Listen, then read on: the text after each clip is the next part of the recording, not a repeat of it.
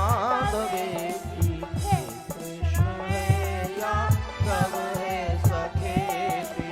श्री कृष्ण गोविंद हरे मुरारी, हे नाथ नारायण वासुदेवा, हे नाथ नारायण वासुदेवा। श्री कृष्ण गोविंद हरे मुरारी, हे नाथ नारायण वासुदेवा, हे नाथ नारायण वासुदेवा।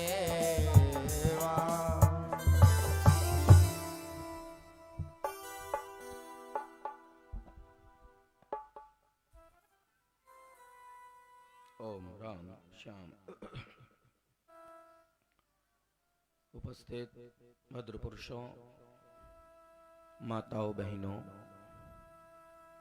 कथा मंडप में विराजित समस्त भगवत भक्तों, बाहर क्षेत्र से आए समस्त भगवत भक्तों, ग्रामवासियों, परमपिता परमात्मा की ये आनंदमयी, अमृतमयी, ज्ञानमयी, कल्याणमयी इस कथा जी का आप षष्ठम दिवस में प्रवेश करने जा रहे हैं। आप घरों में सभी परमात्मा आनंद की वर्षा करते रहें, सब खुश रहें, सब खुशहाल रहें।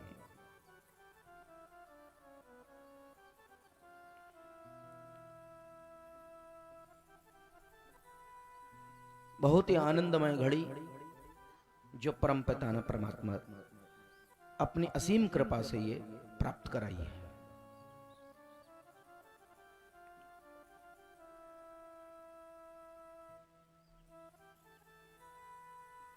परमात्मा सभी का मंगल करते हैं, तभी तो उन्हें मंगल भवन अमंगलहारी, अमंगलों का हरण करने वाले और मंगलमय जीवन को मंगलमय बनाने वाले परमात्मा हैं। जिसने परमात्मा की शरण ली है, जिसने परमात्मा का कार्य करा है, परमात्मा ने उसे वो गति दी है, वो गति दी है जो आज तक किसी को प्राप्त ना हो सकी।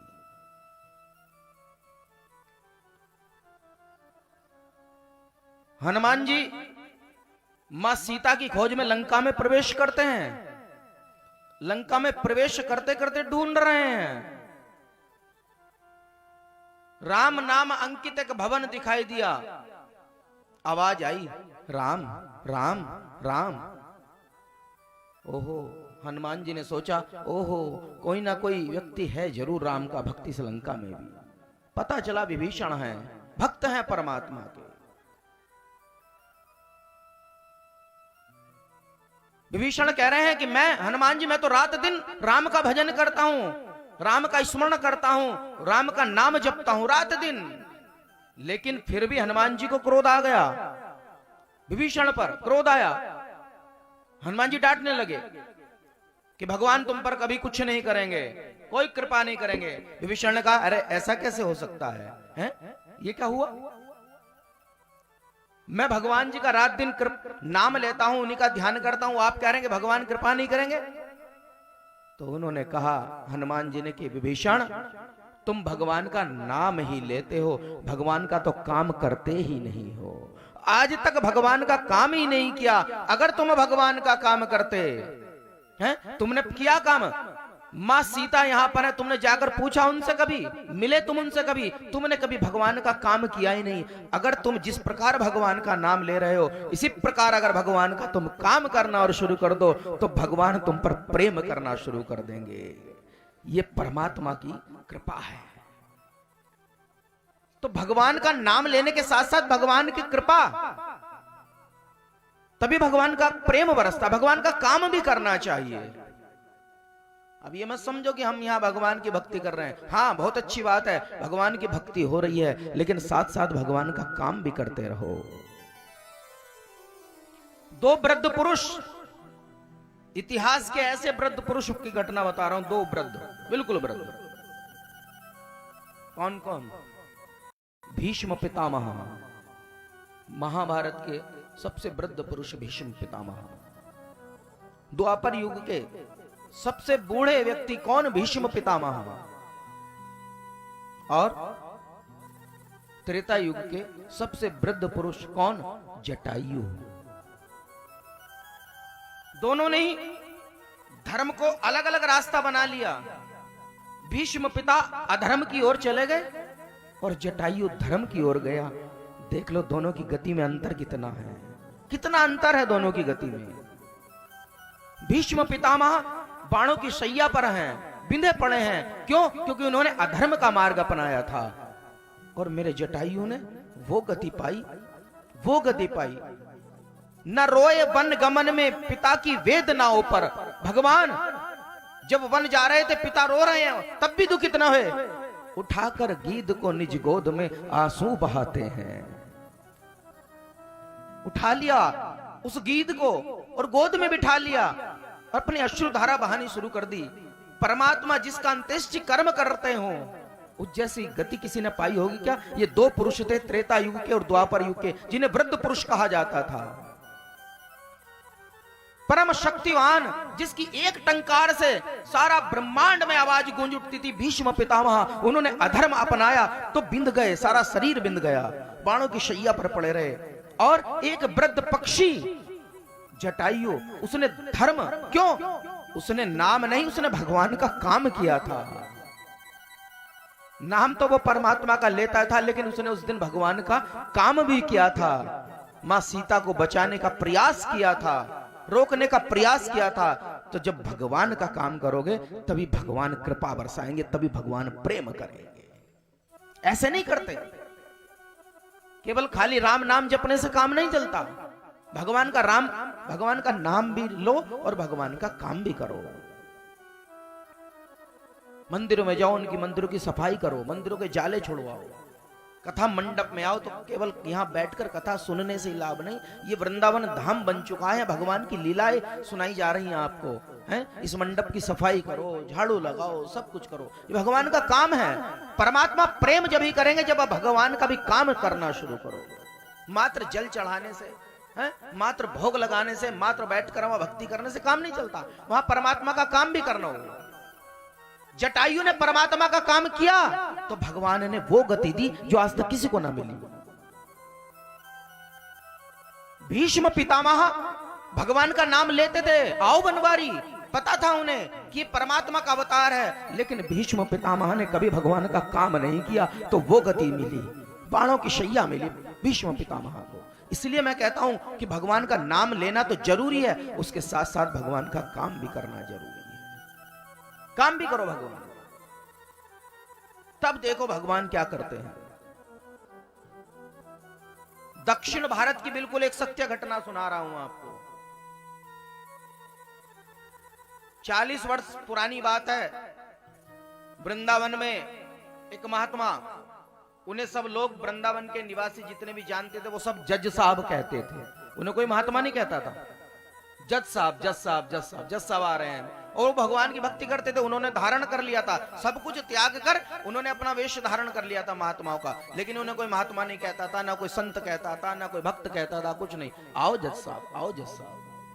अब कोई हम जैसे ऐसे व्यक्ति गए साहब वृंदावन। अब हमने कहा कि भैया ये हैं तो महात्मा, लेकिन इन्हें जज साहब क्यों कहते हो? तो वहीं के एक संत ने कहा कि भैया इनकी घटना सुन लो, इनके साथ क्या हुआ। ये दक्षिण भारत के किसी शहर में जज थे, इसलिए इन्हें जज कहा जाता है। वास्तविक में जज थे।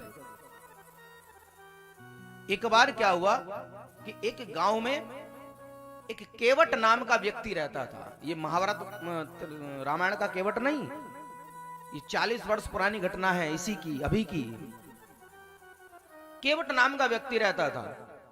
उसकी एक आदत थी, भगवान का परम भक्त था, भगवान का नाम भी लेता था और भगवान का काम भी करता था। कोई उससे पूछता था कि भैया ठीक हो, तो यही कह देता था रघुनाथ जी जाने। भैया क्या कर रहे हो? बोले रघुनाथ जी जाने। आज क्या खाया? बोले रघुनाथ जी जाने। ये उसका काम था बस। और मंदिर जाता था, वहां रघुनाथ जी की खूब साफ सफाई करता था और बस परमात्मा को ही सौंप रखा था सब कुछ। उस केवट का 2 बेटे और एक बेटी थी। बेटी जब बड़ी हो गई, शयानी हो गई, तो उसके बेटों ने कहा केवट के कि पिताजी इसका बहन का विवाह कर दो। अब बेचारा गरीब इतना था, अब धन उसके पास था नहीं, कुछ नहीं था, विवाह कहां से करे। तो बच्चों ने कहा कि पिताजी एक काम करो, हमारे गांव में जो साहूकार हैं, सेठ जी हैं, उनसे ब्याज पर धन ले लो और इसका विवाह कर दो। हाँ, ये बात तुमने बहुत अच्छी कही। अब वो बेचारा केवट जो है साहूकार के पास गया, कहा कि बेटी का विवाह करना चाहता हूं, कुछ धन चाहिए। अच्छा, साहूकार का तो काम ये था, ले जाओ केवट धन। अब वो रजिस्टर में चढ़ा दिया, तारीख लिख दी, नोट कर लिया, सब कुछ धन दे दिया, बेटी का विवाह कर दिया। बेटी का विवाह हो गया, बेटों का विवाह हो गया। बेटों ने कहा पिताजी खूब कमाएंगे और इस कर्जे को चुका देंगे, आप चिंता न करो। वो अपने रघुनाथ जी की सेवा में लगा रहता था। गांव वालों ने उसे उसका नाम भोला रख दिया था, भैया ये तो भोला ही है बिल्कुल, क्योंकि उससे कोई भी पूछता था भैया बेटी का विवाह ठीक हो गया, रघुनाथ जी जाने, हमें कुछ पता नहीं। कैसा लड़का मिला, बोले रघुनाथ जी जाने भैया, हमें कुछ पता नहीं। अच्छा, बेटों ने धन कमाया खूब। धन कमाने के बाद कहा पिताजी लो सेठ जी का कर्जा चुका दो। अच्छा लाओ। अब बेचारा केवट भोला भाला गया, बोला सेठ जी मेरा खाता खोल दो। सेठ जी ने खाता खोल दिया। सेठ जी ने कहा इतना रुपया हो गया, ये तेरा है और इतना ब्याज मिलके भैया इतना बनता है, लो दे दिया। सब ब्याज असल सब कुछ चुका दिया। अब सेठ जी ने जो एक पर्ची बना कर दी, और पर्ची बना कर दी, उससे कहा कि ले पढ़ ले क्या लिखा इसमें। वो बोला रघुनाथ जी जाने क्या लिखा, हमें कुछ पता नहीं। तो सेठ ने सोचा ये तो पागल है बिल्कुल। तो सेठ ने कहा ला पर्ची इधर दिखा, मैं बताता हूं, तू तनिक बैठ, मैं भी अंदर गया, अभी तुझे पढ़कर बताऊंगा। अब सेठ के मन में जो है लालच आ गया, पाप आ गया। तो सेठ ने क्या किया, उस पर्ची को तो रजिस्टर में रख लिया और दूसरी पर्ची बनाकर दे दी कि अभी मैंने कोई धन दिया नहीं, मैं अभी धन देने के लायक नहीं हूं, ये लिख के दे दिया कि ले जा भैया अपनी पर्ची। वो बेचारा केवट उस पर्ची को लेकर पहले तो उसने रघुनाथ जी के मंदिर में जाकर, भगवान राम के मंदिर में जाकर उनके चरणों में रखी वो पर्ची, और चरणों में रखने के बाद उस पर्ची को उठा करके फिर वो उसने अपने घर में लाकर रख दी। अब उस सेठ ने जो है डबल धन लेने के चक्कर में जो है केवट पर मुकदमा कर दिया। केवट पर भैया मुकदमा हो गया। तारीख पड़ी, तारीख आई, केवट पहुंचा। जज साहब ने कहा कि भैया इतना धन लिया था। बोले हां लिया था। क्यों नहीं दिया? केवट बोला सरकार असल भी दे दिया और ब्याज भी दे दिया, सब कुछ दे दिया। रोने लगा बेचारा। तो जज साहब को कुछ दया आई। जज साहब ने कहा कि जब तू पैसा दे रहा था तो कोई सबूत है तेरे पास? बोले जी सबूत तो कुछ नहीं है। कोई व्यक्ति था तेरे साथ? बोले हाँ मेरे रघुनाथ जी थे, रघुनाथ जी के अलावा और कोई मेरे साथ नहीं था। जज साहब ने सोचा रघुनाथ जी को इसके गांव का कोई व्यक्ति होगा। तो जज साहब ने कहा चलो अगली तारीख दे दी, उस पे निपटाएंगे इस मामले को, जाओ। केवट बेचारा आ गया। अब जज साहब ने जो है अपने चपरासी को अपने ही पैसों से खर्च करना और कहा कि जाओ भाई पता लगाओ ये रघुनाथ जी कौन है और सत्य घटना बताओ कि रघुनाथ जी है कौन और इसने इसके सामने धन दिया है नहीं दिया है। चपरासी आया। अब चपरासी पूछ रहा गांव में जाकर भैया रघुनाथ कौन है तुम्हारे गांव में, अब हो तो कोई बताए। चपरासी से जब एक गांव वाले ने कहा कि भैया एक काम कर, यहाँ हमारे गांव में रघुनाथ जी तो कोई नहीं है लेकिन रघुनाथ जी का मंदिर तो है, हो सकता है उस पुजारी जी का नाम भी रघुनाथ हो, तू वहां चला जा। समन जारी कर दिए थे जज साहब ने। अब वो चपरासी समन लेकर पहुंचा था। अब रघुनाथ जी के मंदिर में पहुंचा, वहां पुजारी जी बैठे हुए थे। बोले भैया यहाँ रघुनाथ जी कौन है? बोले ये बैठे सामने। अब जज ने उसने चपरासी ने सोचा कि ये पुजारी भी सीधा ही साधा है, हो सकता है इसी का नाम रघुनाथ हो, इसलिए कह रहा है मंदिर का पुजारी है। तो उसने कहा कि ले भैया रघुनाथ जी के नाम समन है, इनको रख और ये तारीख है, रघुनाथ जी से कह देना तारीख पर आ जाए। अब उस पुजारी ने भी ये सोच लिया कि ये सब वैसे ही कोई मामला है, उसने भी हस्ताक्षर कर दिया और उसे चपरासी को भेज दिया, समन रख लिए। देखा तो उसमें लिखा हुआ था बनाम केवट। अब जब वो पुजारी ने जब पढ़ा तो केवट आया, मंदिर तो रोज आता था केवट। केवट से कहा क्यों भैया, अबे तूने रघुनाथ जी को गवाह बना दिया और कोई नहीं मिला तुझे गवाह बनाने को? बोला भैया रघुनाथ जी जाने, हमें कुछ ना है पता। तो केवट से कहा उस पुजारी ने कि देख तूने रघुनाथ जी को तो गवाह बना दिया, लेकिन ये तारीख है, इस तारीख पे चला जाना, समय से जाना। अब तारीख आई तो वो पुजारी भी बेचारा बड़ा सीधा था, उसने सुबह ही उठ के भगवान को स्नान कराया, ध्यान कराया, बड़े सुंदर वस्त्र पहनाए। बोला सरकार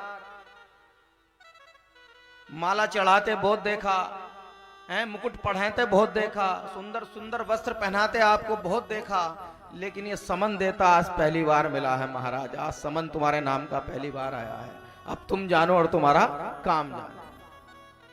केवट को तारीख बता दी थी। अब केवट तो बेचारा सीधा साधा चला गया तारीख पर। जज साहब ने कहा कि भैया तेरे गवाह रघुनाथ आए हैं क्या? तो केवट ने कहा हाँ। कहां है? बोले यहीं कहीं होंगे महाराज, देखो। जज साहब बोले हम क्या देखें, तू पता कहां है? तो केवट ने कहा महाराज चपरासी से आवाज लगाओ, मेरे रघुनाथ जी होंगे कहीं जरूर यहीं। आवाज लगाई, रघुनाथ जी हाजिर हो, रघुनाथ जी हाजिर हो। 3 आवाज लगी। अब जैसे ही तीसरी आवाज लगी तो कमर झुकी हुई है, हाथ में लठिया है और सिर पर पगड़ी बंधी हुई है, फटे पुराने वस्त्र पहने हुए हैं। अब रघुनाथ जी सामने जज साहब के पेश हो गए। तुम्हारा नाम रघुनाथ जी? हाँ साहब। अच्छा, तुम्हारे सामने दिए केवट ने पैसे लाला जी को? बोले हाँ साहब। क्या सबूत है तुम्हारे पास?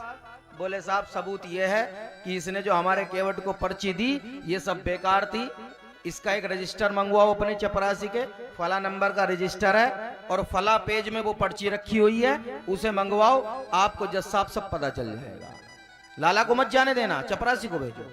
अब चपरासी को जज साहब ने जैसे ही घर भेजा और वो रजिस्टर आया उठ करके, तो देखा तो उस पेज पर खोल कर देखा तो वो पर्ची बनी हुई रखी है कि हिसाब साफ, हिसाब साफ। जब हिसाब साफ हो गया तो केवट भी बरी हो गया और रघुनाथ जी भी चले गए। रघुनाथ जी तो अपनी गवाही देकर चले गए हैं। अब केवट से जज साहब ने एकांत में पूछा, क्यों भाई केवट, ये रघुनाथ है कौन, कहां रहते हैं? बोले जहां मैं रहता हूं। तू कहां रहता है? बोले जहां रघुनाथ जी रहते हैं। वो भैया सही सही बता कहां रहते हैं तेरे रघुनाथ जी? तो केवट बोला ऐसे क्या बताऊं, मेरे साथ चलो महाराज जब बताऊं। जज साहब को शक हो गया था। अब जज साहब जो है तुरंत केवट के साथ चल दिए और केवट के साथ चल करके जज साहब जैसे ही पहुंचे और केवट ने कह दिया ये रहे मेरे रघुनाथ जी, ये विराजे हुए हैं और यही गवाही देने गए थे महाराज, हमें कुछ पता नहीं है। बस जज साहब सामने ही रोने लगे और रोते रोते जज साहब ने उसी समय अपना इस्तीफा लिख दिया और इस्तीफा लिखकर और बस जज साहब अपना राजपाट छोड़कर और वो भी भक्ति में लीन हो गए और कुछ समय के बाद वृंदावन में पधार गए। ऐसा है मेरे रघुनाथ जी, ऐसे है रघुनाथ। रघुनाथ का काम करोगे, समर्पण भाव रघुनाथ जी के अंदर रखोगे, इस कन्हैया के अंदर अपना समर्पण भाव रखोगे तो एक ना एक दिन वो तुम्हारा काम भी करने पहुंच जाएंगे रघुनाथ जी। हेलो, बोलो राघवेंद्र सरकार की जय। जरा सब बोलो मोर खुलवाइए। ऐसे रघुनाथ जी हैं, लेकिन ये सब विश्वास की कहानी है। जितना जिसका विश्वास परमात्मा के प्रति होगा, परमात्मा उतने ही उसी प्रकार से उसकी सहायता, उसकी रक्षा करते रहते हैं। ये सत्य है घटना। और भी बहुत घटनाएं हैं परमात्मा की। नरसिंह मेहता का नाम सुना है आपने? चिट्ठी आई समझाने से देवती का विवाह, सेठ जी ने उसमें उनकी मखौल उड़ाई, क्योंकि गरीब आदमियों की मखौल बहुत लोग उड़ाते हैं, आज भी उड़ाते हैं लोग बात। सेठ जी ने लिखवा दिया इतने मन सोना, इतने मन चांदी, इतने गोले, इतनी जरदारी साड़ी और ये और वो, पूरा फर्रा उस आदमी के पास भेज दिया कि जिसके पास खाने के लिए एक नमक की डेली भी नहीं थी। पत्री दी गई, नाई चला, जूनागढ़ आ गया नाई, लेकिन नरसिंह जी भगवान की भक्ति में लगे हुए थे, कीर्तन कर रहे थे। अब नाई बैठे बैठे सूख गया, तो एक व्यक्ति आया, एक थाल में भोजन लेकर, उसने लाकर नरसिंह जी को सामने रख दिया, लीजिए भोजन करो। और भोजन करने के बाद ये पात्र जो है, हमारे सेठ जी का ये आदेश है कि वो जिस मेहमान को जिस बर्तन में भोजन कराते हो पात्र भी उसे ही दे देते थे। सोने के पात्र थे, दे दिए। और ये आप आगे जानते ही हैं कि नरसिंह जैसा भात न किसी ने भरा, न कोई भर पाएगा। ये सब श्रद्धा और विश्वास का खेल, बिल्कुल सही बात है। आप 5 मिनट इस मनोर वाणी को पवित्र करने के लिए राम नाम संकीर्तन, भगवान वृंदावन में घूम रहे हैं, माखन भी खा रहे हैं, माँ के हाथ से भी खा रहे हैं, कुछ लूटपाट करके भी खा रहे हैं, आपने सब कुछ सुनाई है। तो चोरी कर तो घी डोले, मैं आपको ब्रज का भजन सुना रहा हूं वृंदावन का। चोरी कर तो घी डोले, श्याम मुँह से सूधो ना बोले। चोरी कर तो घी डोले, श्याम मुँह से सूधो न बोले। चोरी कर तो घी बोले श्याम मुझसे सूदो न बोले। चोरी कर तो घी डोले, श्याम मुँह से सूधो न बोले। चोरी कर तो घी बोले श्याम मुझसे सूदो न बोले। जब ही देख ले सोनी पाखर, जब ही देख ले सोनी पाथर, जब ही देख ले सोनी पाखर। देख ले सोनी पाखर। घर की साकर खोले, घर की साकर खोले, श्याम मुँह से सूदो न बोले। चोरी कर तो घी डोले, श्याम मुझसे सूदो न बोले।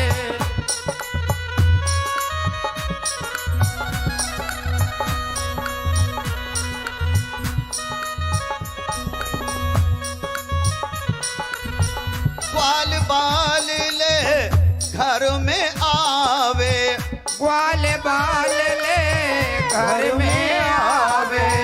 ग्वाल बाल ले घर में आवे। ग्वाल बाल ले घर में आवे। माखन माट टटोम मुँह से सूधो न बोले। चोरी कर तो घी डोले श्याम मुझसे सूदो न बोले। राधे राधे।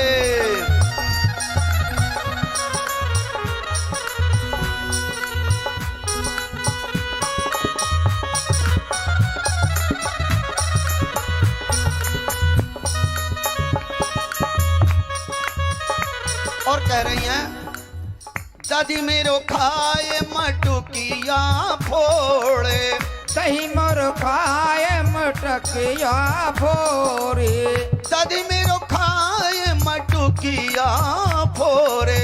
दही मोर खाए मटकिया फोरे। रस में विष को घोले, रस में विष को खोले श्याम मोसो सूधो न बोले।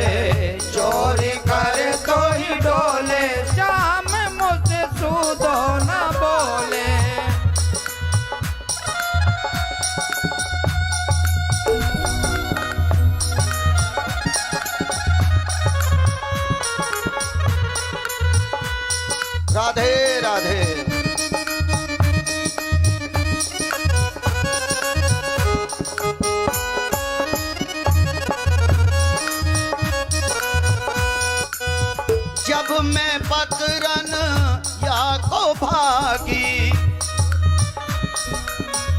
या को भागी, जब मैं बकरन या को भागी, जब मैं बतरने या को भागी, पहिया पकड़ झक झोरे, पहिया पकड़ झक झोरे, श्याम मुझे तो न बोले, चोरी कर तो ही डोले, श्याम मुझे मुँह तो न बोले।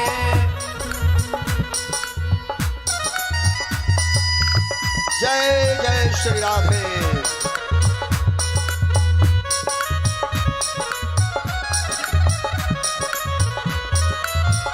नारायण नटखट नंद नंदन, नारायण नटखट नट नंदन, नारायण नटखट नंद नंदन, नारायण नटखट नट नंदन, जाने प्रीत को मोले, जाने प्रीत को मोले, श्याम मुझसे सुधो न बोले, चोरी कर तो ही ढोले, श्याम मुझे मुँह तो न बोले, चोरी कर तो ही ढोले। श्याम मुझे मुँह को न बोले। श्री कृष्ण गोविंद हरे मुरारी, हे नाथ नारायण वासुदेवा, श्री कृष्ण गोविंद हरे मुरारी, हे नाथ नारायण वासुदेवा, हे नाथ नारायण वासुदेवा, हे नाथ नारायण वासुदेवा, श्री कृष्ण गोविंद हरे मुरारी, हे नाथ नारायण वासुदेवा, श्री कृष्ण गोविंद हरे मुरारी, हे नाथ नारायण वासुदेवा, गोविंद मेरी ये प्रार्थना है, गोविंद मेरी ये प्रार्थना है, कभी न भूलूं मैं नाम तेरा, कभी न भूलूं मैं नाम तेरा, सदा प्रेम चित होके गाऊं, सदा प्रेम चित होकर गाऊं, गोविंद दामोदर माधवेति, गोविंद दामोदर माधवेति, श्री कृष्ण गोविंद हरे मुरारी, हे नाथ नारायण वासुदेवा, राधे कृष्ण गोविंद हरे मुरारी, हे नाथ नारायण वासुदेवा, श्री कृष्ण गोविंद हरे मुरारी, हे नाथ नारायण वासुदेवा, राधे कृष्ण गोविंद हरे मुरारी, हे नाथ नारायण वासुदेवा। वासुदेवा। बोलो वृंदावन बिहारी लाल की जय जय श्री राधे श्याम। कथा प्रारंभ होगी अब, उससे पहले आपको मैं एक भजन सुनाता हूं। किस समय सर्वविदित है, सब जानते हैं कि कौरवों की महासभा में द्रौपदी को नग्न करने के लिए उसके बाल पकड़कर खींचकर लाया गया, सब जानते हैं। उसने सबसे पहले दादा भीष्म की ओर निहारा, मेरी रक्षा करो। आचार्य द्रोण को, कृपाचार्य जी को, सबको देखा, पांचों पतियों को देखा, सबने नीचे मुंह लटका लिए। अर्थात जब संसार में कोई नहीं तो फिर कौन है? भगवान होता है। जब यहां कोई सुनने वाला ना मिले तो भक्तों फिर बैठ करके एकांत में भगवान से टेर लगाओ, जैसी द्रौपदी लगा रही है। क्या कह रही द्रौपदी? और मेरी असुवन भीगी साड़ी रे तुम आओ कृष्ण मुरारी, हो मेरी असुवन भीगी साड़ी रे तुम आओ कृष्ण मुरारी, तुम आओ कृष्ण मुरारी, तुम आओ हे बनवारी। तुम आओ कृष्ण मुरारी, तुम आओ हे बनवारी। तुम आओ कृष्ण मुरारी, तुम आओ हे बनवारी। तुम आओ कृष्ण मुरारी, तुम आओ रे बनवारी। ओ मेरी असुवन भेगी साड़ी रे, तुम आओ कृष्ण मुरारी। मेरी असुवन भीगे साड़ी रे, तुम आओ कृष्ण मुरारी। राधे राधे।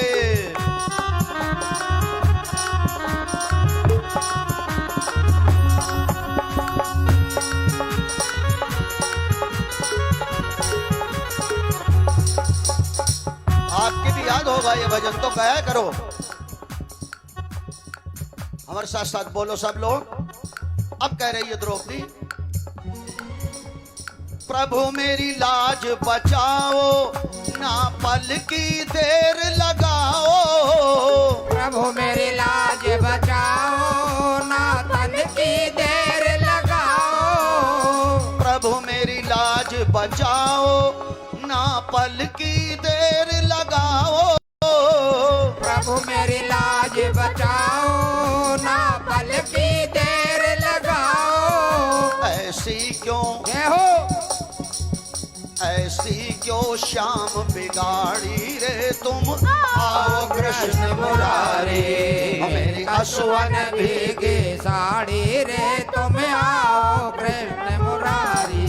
ओ मेरी असुवन भीगी साड़ी रे, तुम आओ कृष्ण मुरारी। ओ मेरी असुवन भीगे साड़ी रे, तुम आओ कृष्ण मुरारी। गुरु भीष्म पिता बलधारी, पांचों पति रहे निहारी। गुरु भीष्म पिता बलधारी, पांचों पति रहे निहारी। गुरु जी भी बैठे हैं और दादा भीष्म बैठे हैं। प्रभु पांचों पतियों की ओर निहार लिया मैंने। गुरु भीष्म पिता बलधारी, पांचों पति रहे निहारी। भीष्म पिता बलधारी, पांचों पति रहे निहारी। मैं सबके, जय हो। ओ मैं सबके होत उघारी रे, तुम आओ कृष्ण मुरारी। ओ मेरी असुवन भीगे साड़ी रे, तुम आओ कृष्ण मुरारी। अब कह रही है द्रौपदी, क्या याद दिला रही कब की, बहुत पुरानी बात की। क्या भूल गए बनवारी, जब अंगुली कटी तुम्हारी। क्या भूल गए बनवारी, जब अंगुली कटी तुम्हारी। अंगुली कब कटी थी भगवान की, है किसी को पता? बताओ। नहीं पता, मैं बताता हूं। जब शिशुपाल ने भरी सभा में 100 गालियां दे दी भगवान को, तो भगवान ने तुरंत ही चक्र का आह्वान किया, और वो चक्र आकर के जैसी अंगुली में घूमा और घूम करके छोड़ा, शिशुपाल की गर्दन काट करके जब पुनः वापस आया तो अंगुली कट गई भगवान की थोड़ी सी, नहीं तो कटी थी, अंगुली कट गई। द्रौपदी वहां खड़ी थी, उन्होंने तुरंत अपनी साड़ी में से एक थोड़ा सा कपड़ा फाड़कर भगवान की अंगुली पे लपेट दिया। उसी दिन भगवान ने कह दिया था कि बहन, इस कपड़े का बदला भी चुका दूंगा। तो आज वो याद दिला रही द्रौपदी, क्या भूल गए बनवारी, जब अंगुली कटी तुम्हारी। क्या भूल गए बनवारी, जब अंगुली कटी तुम्हारी। मैंने रेशम, जय हो। मैंने रेशम साड़ी फाड़ी रे, तुम आओ कृष्ण मुरारी। मेरे असुवन भीगे साड़ी रे, तुम आओ कृष्ण मुरारी। राधे राधे।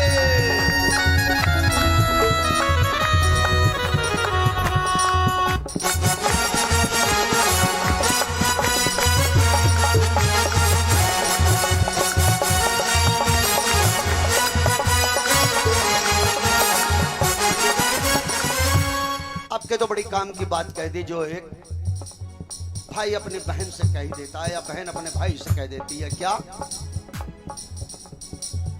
मेरा क्या बिगड़े बनवारी, देखो जाएगी लाज तुम्हारी।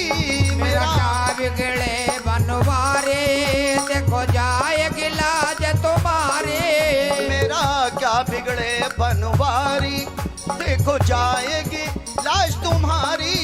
मेरा क्या बिगड़े बनवारे, देखो जाएगी लाज तुम्हारी। सब लोग जय हो सब लोग हंसी दे तारी रे तुम आओ कृष्ण मुरारे, मेरी असुवन भीगे साड़ी रे तुम आओ कृष्ण मुरारे।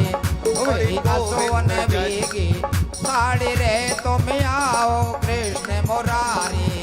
और गोविंद जय जय हरि गोपाल जय जय। गोविंद जय जय हरि गोपाल जय जय। गोविंद जय जय हरि गोपाल जय जय। गोविंद जय जय हरि गोपाल जय जय। ओ गोविंद जय जय हरि गोपाल जय जय। गोविंद जय जय हरि गोपाल जय जय।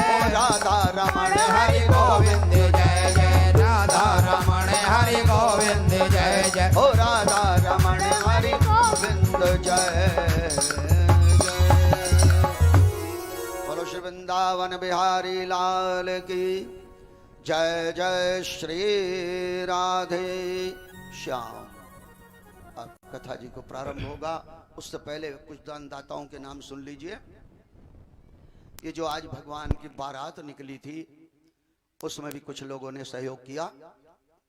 जयविंद जी 50 रुपए, श्री नरेंद्र शर्मा 10 रुपए, श्री राजेश शर्मा जी 50 रुपए, मोहित कुमार सनोफ नथु सिंह 500 रुपए और मंगल शर्मा जी 50 रुपए, निजामुद्दीन सलमानी 50 रुपए, बबीता 20 रुपए, रविता 10 रुपए और मुकेश कुमार जी 500 रुपए और असलम मोहम्मद 10 रुपए, चरण सिंह जी 50 रुपए, श्री महेश सिंह जी 20 रुपए, श्री उदल सिंह जी 50 रुपए, श्री खानचंद सिंह जी 20 रुपए और श्री निर्मल सिंह जी 100 रुपए, श्री सुरेंद्र सिंह जी 20 रुपए, श्री सुखवीर सिंह जी 10 रुपए, श्री जयपाल सिंह जी 101 रुपए और श्री नरदेव सिंह जी 20 रुपए, श्री राजेंद्र सिंह सैनी जी मंडईयो 101 रुपए, सरकथल 10 रुपए और डॉक्टर नथु सिंह जी 100 रुपए और श्री जतिन कुमार पुत्र श्री दीपू सिंह 201 रुपए और श्री राजपाल सिंह जी नंगले वाले 51 रुपए। सभी दानदाताओं का हार्दिक अभिनंदन, सबका स्वागत, सबके लिए शुभाशी।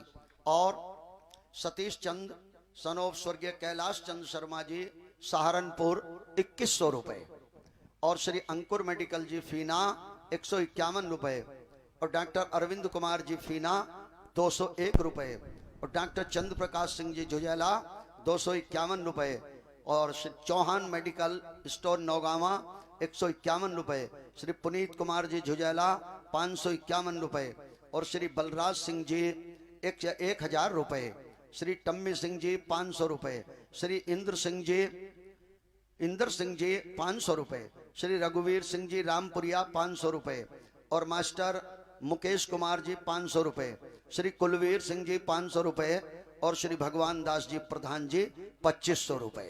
सभी का हार्दिक अभिनंदन, सबका स्वागत, सबके लिए शुभाशीष, सबके घर में खूब धन धान्य की वृद्धि हो। भगवान श्री राधा कृष्ण जी अपनी कृपा बनाए रखें।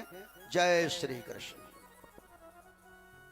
एक बार प्रेम से बोल दो और जोर से बोल दो, एक बार हो। राधे राधे। कार्तिक शुक्ल पक्ष प्रतिपदा के दिन गोवर्धनाथ पूजन हुआ। द्वितीया को सबने भैया दूज का त्योहार मनाया और तृतीया से नवमी पर्यंत 7 दिन तक इंद्र ने पानी बरसाया और दशमी तिथि में एकांत में अवसर पाकर इंद्र आकर भगवान के श्री चरणों में लेट गया। सब घमंड चूर हो गया। दशमी तिथि के दिन इंद्र ने 10 श्लोकों से भगवान की बड़ी दिव्य स्तुति की। इंद्र कह रहा है, चरणों में पड़ा है परमात्मा के, प्रभु विशुद्ध सत्वं तव धाम शांतम तपोमयं ध्वस्त यदमस्तकम मायामयोऽयं गुण संप्रवाहो न विद्यते ते गृहाणुबन्धः।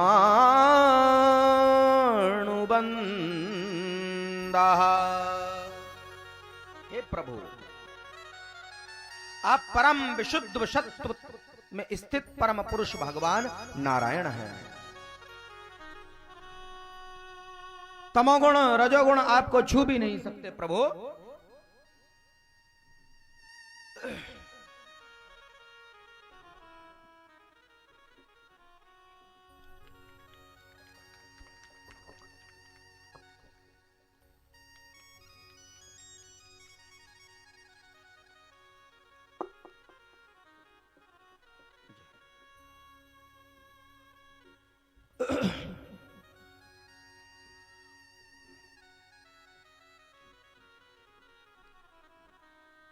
तमोगुण रजोगुण आपको प्रभु छू नहीं सकते। ये सारा त्रिगुणात्मक प्रपंच आपकी माया से प्रभावित है। हे प्रभु, मैं आपको प्रणाम करता हूं, आपको नमस्कार करता हूं। मामेश्वरम श्रीबंधानो दंडपाणिम न पश्यति तम भ्रंशयामि संपदभ्यो यस्य चिच्छाम्यनुगृहम्। भगवान कहने लगे कि इंद्र, जिसके ऊपर मैं अनुग्रह करना चाहता हूं उसका मैं अभिमान तोड़ देता हूं। जाओ देवराज, तुम्हारा कल्याण होगा। तुम अभिमान से रहित होकर अपने अधिकार को स्वीकार करो, जाओ। सुरभि गाय ने भी दुग्धाभिषेक करके भगवान का सुंदर स्तुति की। सुरभि गाय ने, हे प्रभु, हम गांव के नाथ आप ही हैं प्रभु। इंद्र ने और गौ माता कामधेनु ने आज भगवान ने दोनों ने मिलकर भगवान का नाम रख दिया गोविंद। बोलो गोविंद भगवान की। आज भगवान गोविंद बन गए। अहम इंद्रो हि देवानां त्वं गवाम इंद्रतां गतः गोविंद इति लोके त्वां गास्यन्ति मुनिमानवा। क्षमा याचना करते हुए इंद्र प्रस्थान कर गए। दशमी को इंद्र गए। अब एकादशी आई अगले दिन। तो एकादशी को नंद बाबा निर्जला व्रत रखते थे। एकादश्याम निराहारा संभर्च्यम जनार्दनम। निराहार व्रत रखते थे एकादशी। और भैया आज भी एकादशी है। भगवान की विशेष पूजा करते थे। तुलसी दत्र पत्र भगवान को अर्पित करते थे। पूजा पाठ करके एकादशी का व्रत तो आनंद से किया, परंतु रात के 12 बजे नंद बाबा को भ्रम हो गया। भ्रम क्या हुआ कि ब्रह्म मुहूर्त हो गया है, दिन निकलने वाला है। नंद बाबा ने अपनी लकुटिया उठाई, कपड़े उठाए, 1-2 गोप को साथ लिया और नंद बाबा यमुना नदी में पहुंच गए स्नान करने। रात के 12 बजे जैसी डुबकी मारी, बस तुरंत जो है वरुण देव के दूत घूम रहे थे और वो नंद बाबा को पकड़कर जो है ले गए। कहां? वरुण लोग। इसलिए कभी रात्रि में जल में स्नान नहीं करना चाहिए। भैया, नंद बाबा का तो बेटा कृष्ण था, उनको ले आया। और तुम्हें कौन लाएगा अगर तुम्हें ले गया कोई नीचे पकड़ के? तो 8 बजे के बाद जल में स्नान वर्जित है। कभी नहीं नहाना चाहिए। कभी स्नान नहीं करना चाहिए रात्रि में किसी भी जलाशय में। वरुण लेक ले गए, नंद बाबा चले गए, पकड़ कर ले गए, हाथ पैर बांध कर उनके। अब जो 2-4 गोप थे वो खड़े थे। अब देखे बाबा ने डुबकी मारी तो थी, बाबा बाहर नहीं आए निकलकर। घंटों हो गई, दिन निकल गया, बाबा आए, वो तो बाबा आए, बस उनकी धड़कन बढ़ गई। अब वो सीधे भैया पहुंच गए कन्हैया के पास। कन्हैया, कन्हैया, हाँ, अरे बाबा गए थे नहाने रात के 12 बजे से और अब तक बाहर नहीं निकल का है। समाधि लगाई दी क्या बाबा ने? भैया देख ले चलकर। बस भगवान ने जाकर देखा, भगवान ने कहा कहां डुबकी लगाई थी? बोले यहां डुबकी लगाई थी। बस भगवान ने भी डुबकी लगा दी वहीं पर। यमुना जी में मारी डुबकी और भगवान यमुना जी के रास्ते कहां पहुंचे? सीधे वरुण लोक पहुंचते हैं। और देखा तो नंद बाबा बंधे पड़े हैं वहां पर। वरुण महाराज अपने सिंहासन पर डटे थे और नंद बाबा के हाथ पैर बांध रखे थे। वरुण ने जैसे परमात्मा के दर्शन करे, भगवान के दर्शन करे, कन्हैया के दर्शन किए, तुरंत खड़े होकर स्वागत किया। महाराज, हे प्रभु, हम देहधारियों का जीवन आज धन्य हो गया है। आज आपने हमें दर्शन दे दिया है प्रभु। कहिए प्रभु, अचानक आपका कैसे आना हुआ? भगवान बोले वाह भाई वाह, हमारी महिमा गाए रहे हो और हमारे पिताजी को ही बांध रखा है, बहुत बढ़िया है। अब ये जो सुना कि नंद बाबा श्री कृष्ण के पिता हैं, अब वरुण महाराज घबराए गए। वरुण महाराज माफने लगे, क्षमा चाहते हैं, सरकार माफ कर दो। इन मूर्ख दूतों को यही पता नहीं किसे लाना पकड़ के किसे नहीं लाना है। अजानता में कैन मूणे नाम कार्य वेदिना, ये मूण है, धूर्त है, ये इन्हें कुछ पता नहीं है। क्षमा चाहते हैं। अब जितने भी वहां दूत थे और वरुण देव थे, सब भगवान के पैरों में लौट रहे, हमारे अपराध को क्षमा करो प्रभु, अनजाने में भूल हो गई है। प्रभु बोले कोई बात नहीं, हो जाता है, हो जाने तो जो हो गया, बाबा को मुक्त करो। अब वरुण ने तुरंत बाबा को मुक्त कर दिया। बार बार माफी मांगते हुए विदा किया। भगवान अपने बाबा को लेकर बाहर आए निकल कर। तब तक तो वृंदावन में हल्ला मच चुका था। सारे वृंदावन वासी जो हैं यमुना नदी पे किनारे पहुंच चुके थे, स्वयं इकट्ठे हो गए थे। बाबा इतनी लंबी समाधि लगाई दी कि कृष्ण को जाना पड़ा, कहां पहुंच गए थे? नंद बाबा बोले भैया हमारी कछु नाय पूछ, हैं? हमने तो जैसी डुबकी लगाई वैसे ही भैया 2-4 दूत आए और हाथ पैर बांध के ले गए भैया, और ले जाएगा पटक दियो। अब वो तो हमारा लल्ला घूम तो कहीं से आए गए वहां। नंद बाबा कह रहे हैं कि हमारा लल्ला घूम तो आए गए। अब लल्ला को देख के जितने भी वहां के लोग थे वो हमारे लल्ला के पैरों में गिर गए भैया। कोई रिश्तेदारी निकल गई हमारे लल्ला की उनसे, और वो पैरों में लोटपोट हो रहे सारे लल्ला को देख के जिन्होंने हमें बांध के गिरा था भैया। बस फिर क्या था, फिर तो लल्ला हमें छुड़ा कर यहां ले आए। ये सब भैया कन्हैया का ही कमाल है, हमें कुछ पता नहीं हम कहां पहुंच गए थे। तो इसलिए इस कथा से यही शिक्षा मिलती है कि कभी भी रात्रि में जल में शयन नहीं करना चाहिए, क्योंकि जल में रात्रि के समय वरुण का निवास है जल में, और वरुण के दूत घूमते रहते हैं। और जो जल में रात्रि में स्नान करता है वरुण के दूत ले जाते हैं, वरुण के दूत ले जाते हैं। भगवान अपनी लीलाओं से सबको आनंदित कर रहे हैं।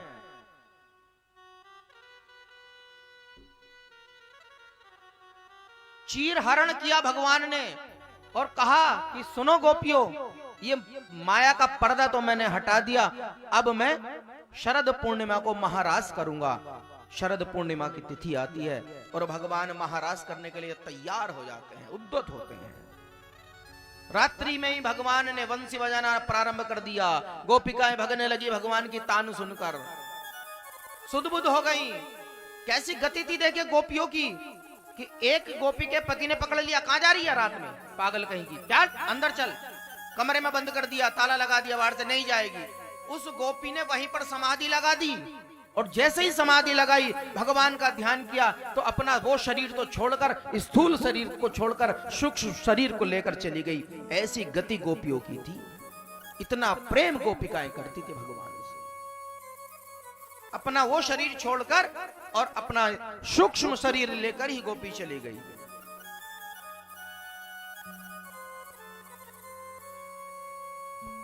बोल वृंदावन बिहारी लाल की।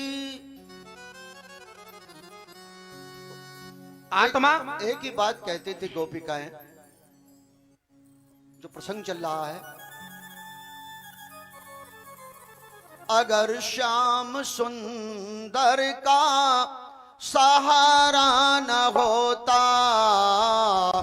अगर श्याम सुंदर का सहारा न होता, अगर श्याम सुंदर का सहारा न होता, अगर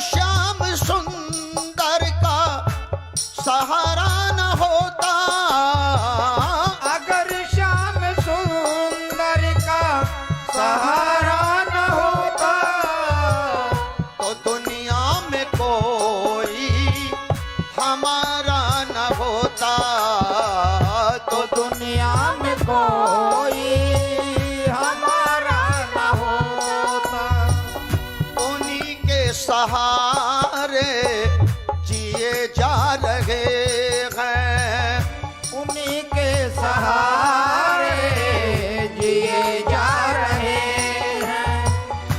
नाम का अमृत पिए जा रहे हैं। नाम का अमृत पिए जा रहे हैं।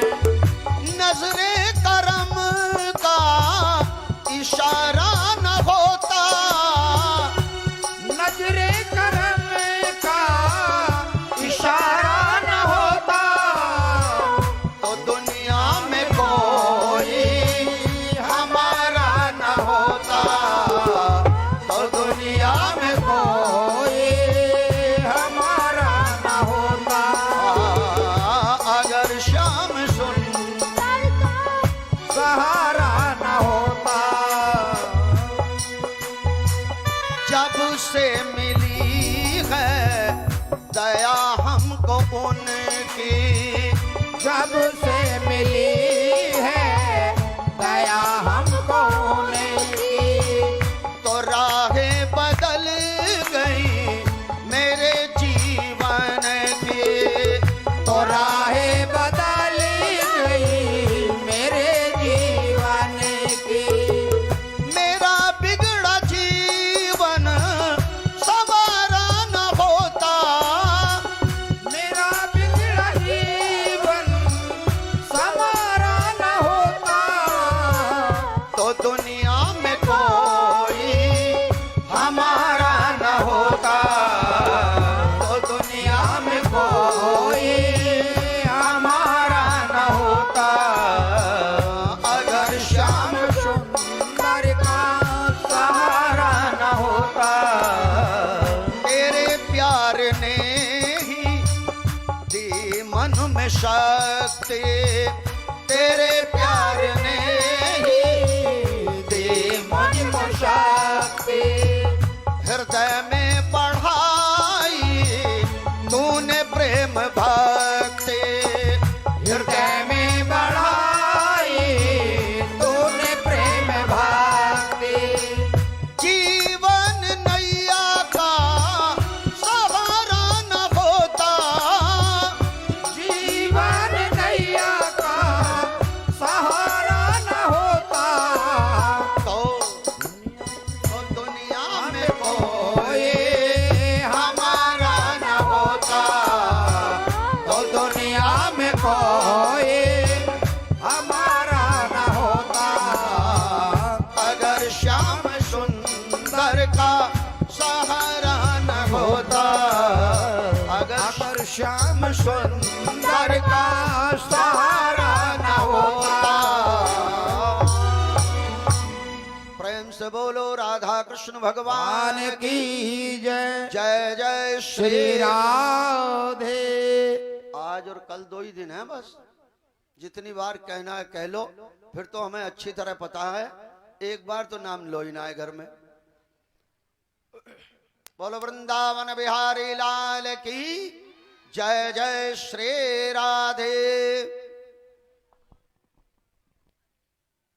मधुर तान वंशी की बजाई सारी गोपियां सब ग्वालिन जितनी भी थी पहुंच गईं।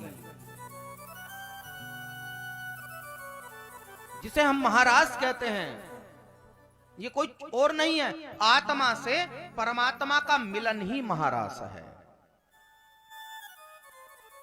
आत्मा स्त्री है, परमात्मा पुरुष है, इनका मिलन ही महारास है। आज एक आत्मा परमात्मा से मिलने के लिए आतुर हो रही है, दौड़ी चली जा रही है वो आत्मा।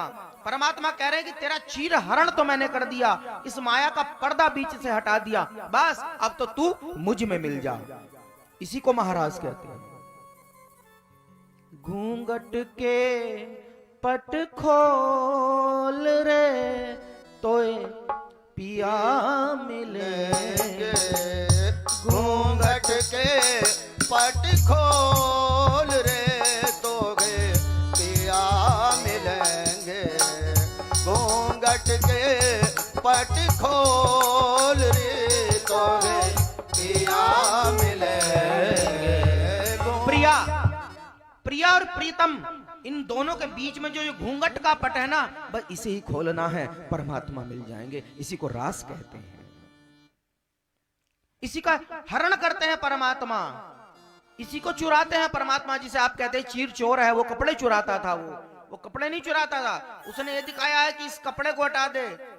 आत्मा और परमात्मा का मिलन है, इसी के बीच में माया है परमात्मा की, और परमात्मा की माया भी साफ बड़ी विचित्र है। नारद जी और भगवान विष्णु चल दिए घूमने। एक बार घूमते घूमते थक गए। भगवान विष्णु ने कहा कि नारद, बड़ी प्यास लगी है भैया, पहले पानी का इंतजाम करो, पानी पिलाओ। अच्छा प्रभु, आपको प्यास लगी है, अभी जाता हूं। भगवान एक वृक्ष वृक्ष के नीचे बैठ गए। नारद जी पानी लेने चल दिए। जैसे ही नारद जी आगे बढ़े, भगवान ने अपनी माया फैला दी। एक बड़ा सुंदर गांव दिखा।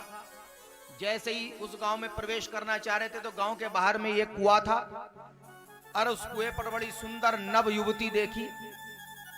उस युवती को देखते ही नारद जी का मन उसकी ओर आसक्त हो गया। अब वो नारद जी को देखती देखती वो वहां से निकल ली और अपने घर में प्रवेश कर गई शर्म के मारे। पीछे नारद जी भी हो गए उसके पीछे पीछे। नारद जी ने जो है नारायण की अलख लगा दी उसके घर जाकर बाहर। अब जो गृह स्वामी थे वो बाहर आए निकलकर, उन्होंने पहचान लिया, अरे अरे नारद जी आप आइए आइए आइए, आपको कौन नहीं जानता, पधारिए, आइए आइए। आदर सत्कार किया नारद जी का। नारद जी का आदर सत्कार हो गया भैया। नारद जी से कहा, कहिए महाराज कैसे पधारना हुआ। बोले, तुम्हारे घर में ये कन्या, इससे विवाह करना चाहता हूं, इससे विवाह करना चाहता हूं। अच्छा, तो पहले तो वो बड़ा संकोच किया उसने, लेकिन फिर उसने सोचा कि ऐसा भगवान का परम भक्त अगर मेरी कन्या को मिल जाए तो क्या कहने भैया। चलो भैया, हो गया विवाह। बस विवाह हो गया। विवाह हो गया तो उस गृह स्वामी ने क्या किया, वहीं पर कुटिया बना दी एक महात्मा जी की, नारद जी की, थोड़ी और जमीन दे दी। लो महाराज 10 बीघे जमीन है, इसमें खेती करे जाओ, आनंद के साथ रहो जाओ। अब नारद जी की जो वो वीणा थी जिससे वो नारायण जपते थे, वो तो टांग दी खूंटी पे, और नारद जी लग गए अपना खेती में। बस नारद जी सुबह ही उठते और कहीं पानी दे रहे हैं, कहीं खेत में बीज बो रहे हैं, कहीं कुछ कर रहे हैं। शाम को आते 5-6 बच्चे हो गए नारद जी के। कई वर्ष हो गए नारद जी को, बड़ी बड़ी फसल आवे, नारद जी बड़े प्रसन्न हो जावे, वाह भाई वाह बड़ी फसल आ रही है नारद जी। मतलब नारद जी जो है भूल गए कि मैं पानी लेना आया था, और यहाँ पड़ गए चक्कर में नारद जी, ग्रस्त बन गए पक्के वाले। बीड़ा रखी खुट्टी पे, कभी याद नहीं भगवान का नाम भी ले लूं। बहुत समय हो गया। एक दिन क्या हुआ कि तूफान आया, आंधी आई, वर्षा आई। इतनी वर्षा आई, इतनी वर्षा आई कि आसपास की नदियां भी बाढ़ बनकर बाहर निकलने लगी। सारा क्षेत्र बाढ़ ग्रस्त हो गया। बड़ी भयंकर बाढ़ आ गई। जितने भी गांव के प्राणी थे वो बचकर निकलने लगे, गांव छोड़कर भागने लगे। सारा गांव अस्त व्यस्त हो गया। अब नारद जी ने जो कमाया था धन वो एक पुटलिया में बांधा और अपने बच्चों से कहा कि चलो निकल लो यहां से, जल्दी गांव से निकलो, गांव डूबने वाला है। चल दिए। पुटलिया बगल में दबा ली, एक हाथ में 2 बच्चे पकड़ लिए, एक में 2 बच्चे पकड़ लिए, पत्नी साथ में ले ली। एक पत्नी ने और बच्चे पकड़े क्योंकि 5-6 बच्चे हो गए थे। चल दिए नारद जी। अब नारद जी जैसे ही चले, अब एक गड्ढा आ गया, बाढ़ में पानी में निकले जा रहे थे। पानी में क्या पता कहां ऊपर कहां गड्ढा। जैसे ही गड्ढे में पैर गिरा नारद जी का तो वो पुटलिया निकलकर भाग गई। अब नारद जी देख रहे हैं उसे। नारद जी सोचा कोई बात नहीं, जो कमाया था उसको चला गया, और कमा लेंगे भैया, कोई बात नहीं। अब नारद जी बेचारे बाढ़ में ही जा रहे हैं, जल में। एक गड्ढा जैसे आया तो पत्नी गिर गई। जैसे तैसे पत्नी संभली, उसने संभाला तो दोनों बच्चे बह गए उसके। नारद जी रोने लगे, वो भी रोने लगी। नारद जी ने सोचा चल अभी 2-4 तो बच रहे हैं कम से कम। आगे जैसे ही चले तो बड़ा भयंकर गड्ढा आया। उसमें जैसे ही नारद जी गिरे तो नारद जी के पास जो 2-4 बच्चे थे हाथ में बगल में, वो बह गए सब। नारद जी भी खाली। अब दोनों पति पत्नी रोने लगे। बच्चे भी चले गए, धन भी चला गया, पशु भी चले गए, सब कुछ चला गया, कुछ नहीं बचा। रो रहे हैं नारद जी, बड़े दुखी हैं। निकलने का प्रयास कर रहे हैं। जैसे ही निकलने का प्रयास कर रहे, पत्नी ने हाथ पकड़ रखा है। अब एक ऐसा भयंकर तेज बहाव आया, गड्ढा आया कि पत्नी भी बह गई, वो भी चली गई। अब नारद जी बेचारे अकेले रह गए।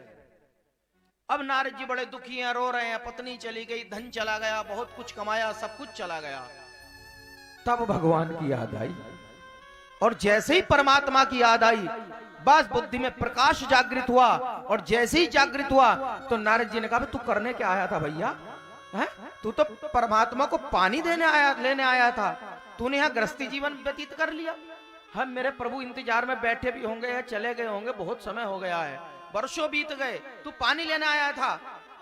अब इतना जो दिमाग का प्रकाश जगा दिमाग का, तो भगवान ने वो अपनी माया हटा दी। ना वो गांव रहा, ना वो बाढ़ रही, ना वो नदी रही, ना कुछ रहा। बस नारद जी ने देख लिया। अब नारद जी तुरंत जो पहुंचे तो भगवान पास वही बट वृक्ष के नीचे लेट रहे हैं, चरणों में गिर गए नारद जी। प्रभु क्षमा चाहता हूं, क्षमा चाहता हूं, हैं? बहुत वर्षों बाद आया, आप प्यासे ही बैठे हैं। भगवान वाले बहुत वर्षों बाद?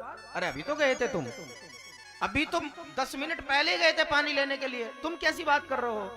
बस नारद जी समझ गए और पैर पकड़कर बोले, प्रभु आपकी माया से मुझे भी पार नहीं पा सका। मैं अपने आप को बड़ा भारी भक्ति का आचार्य समझता था और बड़ा भारी भगवान आपका भक्त समझता था, लेकिन आपकी माया मुझे भी व्याप गई, मैं समझ गया सब कुछ। तो भैया यो भगवान की माया बड़ी व्यापनी है, और यही वो पर्दा है, जिस दिन ये हट जाता है बस समझ लो तुम्हारे जीवन में महारास हो जाएगा। यही वो माया है, इसी का हरण करते हैं परमात्मा, इसी को चीर हरण कहते हैं, जिसको हम आज हमारे समाज में कहा जाता है कि कृष्ण ने तो बड़ा रास रचाया था, बोल तो रसिया था, वो ये था, वो था, दुनिया भर की बात करते हैं, लेकिन वो समझते नहीं है कि जहां पर भगवान शंकर स्वयं रास मंडल में पहुंच गए, भगवान शंकर, गोपियों ने कह दिया ना ना ये दाढ़ी वालों का काम नहीं है, यहां बाहर चलो, चलो हटो यहां से, यहां दाढ़ी वालों का कोई काम नहीं है, यहां तो औरत बन के आना पड़ेगा। भगवान शंकर बोले, ए देवियों हमें भी आने दो, हम भी देख ले तुम्हारी रास लीला। बोले ना, गोपी बनकर आओ तो काम बनता। अब भगवान दौड़े गए, यमुना में स्नान करके प्रेम सरोवर में डुबकी मारकर, अब लहंगा और फरिया ओढ़कर और चुनरी को हाथ भरकर और घूंघट डाल के गोपियों के झुंड में मिल गए।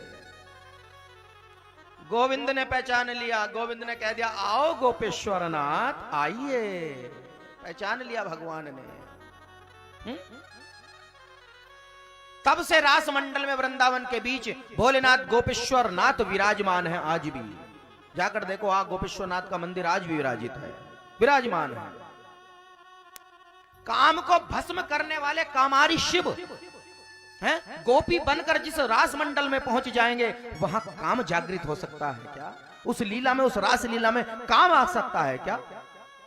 स्वयं भगवान ठुमका मार रहे हैं महारास मंडल में, वृंदावन के रास में पहुंच जाए महेश, मिल सखियन के झुंड में कर गोपी का वेश, नारायण ब्रज भूमि को सुरपति नावत मात, यहां आए गोपी भये श्री गोपेश्वर नाथ। बड़ो गोपेश्वर भगवान की, गोपेश्वर बन गए भगवान। नाना प्रकार की बड़ा सुंदर रास भगवान ने उन गोपिकाओं को किया, आत्मा से परमात्मा का मिलन किया।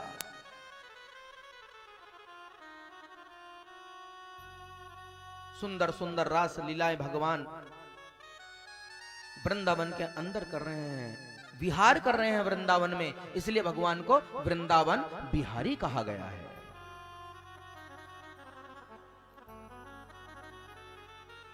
भगवान की सुंदर लीलाएं ब्रज में चल रही थी। गोपियों के साथ विहार करते समय एक बार शंखचूड़ नामक दैत्य आ गया, गोपियों का ही हरण करके ले गया। वो जब गोपी चिल्लाई, चीखी, तो भगवान ने दौड़कर उस असुर को एक मुक्का मारा, उसका सर फट गया, मर गया। उसके सर से एक चमकती हुई मणि निकली। भगवान उस मणि को लेकर वापस आए और दाऊ भैया को प्रदान कर दी, दाऊ जी को दे दी वो मणि। शंखचूड़ नामक दैत्य का भी भगवान ने वध कर दिया। इधर एक दिन कंस ने भेज दिया अरिष्टासुर को, जा अरिष्टासुर जो है बैल बनकर पहुंचा भगवान को मारने। भगवान ने एक मुक्का उसके ऐसे मारा, वो भी वहीं पर मर गया। अब इतने में ही क्या होता है कि मथुरा में अब नारद जी का प्रवेश होता है। कंस ने बड़ा भारी स्वागत किया नारद जी का। आइए आइए गुरुदेव, आइए पधारिए। नारद जी ने कहा, कंस क्या बात, चेहरे पर 12 कैसे बज रहे हैं भैया तेरे, क्या हुआ तुझे? तेरे चेहरे पर 12 कैसे बजे हैं? तुझे क्या दिक्कत है, क्या परेशानी है, क्यों दुखित हो? कंस ने कहा कि महाराज गुरुदेव क्या बताऊं, ये बलराम और कृष्ण कौन है मैं नहीं जानता, इतने असुर भेज दिए और जिसे भेजता हूं लौट के वापस नहीं आते, सबको मार देते हैं, मुझे कुछ नहीं पता, मैं बड़ा परेशान हूं। कौन है? बस इतनी सी बात, तुम नहीं जानते कौन है? बोले ना। अरे ये देवकी के तो 7वें और 8वें पुत्र हैं, तुम्हें पता ही नहीं, जिन्हें तुम नंद के लाला समझ रहे हो। कंस बोला, ये कैसे हो सकता है? देवकी के तो सारे पुत्रों को मैंने मार दिया था, 8वीं पुत्री बनी थी, वो उड़ गई थी, भाग गई थी, हैं? कैसे हो सकता है? बोले ना ना ना ना ना कंस, तुम बड़े सीधे साधे दिखते हो। सारी घटना नारद जी ने सुना दी कि वसुदेव जी 8वें पुत्र को वहां छोड़कर आए थे, वहां से उस कन्या को लाए थे। बस इतना जो सुना, क्रोध के मारे कंस का बुरा हाल हो गया। निशात मसीमा दत्तम वसुदेव जिंघासया, कहने लगा कि वसुदेव को मारने के लिए तलवार निकाल ली, जिंदा नहीं छोड़ दूंगा, वसुदेव को भी मारूंगा, देवकी को मारूंगा, सबको मार दूंगा।